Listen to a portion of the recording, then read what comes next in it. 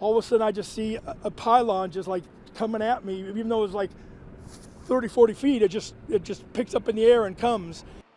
Tonight, the latest on a construction worker who was hit by a car.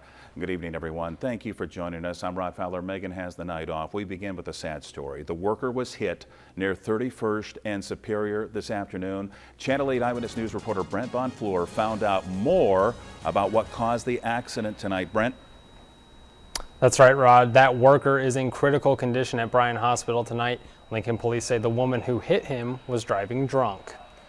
A construction worker is fighting for his life Wednesday night after being hit at a work site near 31st and Superior. Witnesses say this silver car, driven by an elderly woman, was headed west when it crossed through traffic and into a construction zone, hitting the worker and then continuing for several blocks before coming to a stop. Then I see there's a person on the ground, and I pulled my car up to get out of the way of the other cars and to get out and see if I could offer assistance. Brian Herding was driving by when the whole thing happened.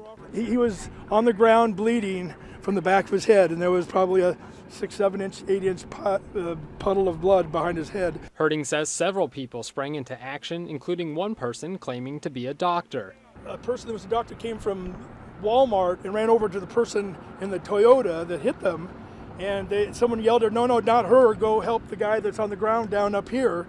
And so the doctor ran fast all the way to the person. The worker was transported to Bryan Hospital with potentially life-threatening injuries. His co-workers, one of whom is also his roommate, were in shock. Herding says the driver appeared to be dazed and thought maybe she'd suffered a medical episode. Like really almost unconscious in the car. I just want to make sure that the keys weren't actually in the car, but she was just sitting there like, I think she was like shocked maybe.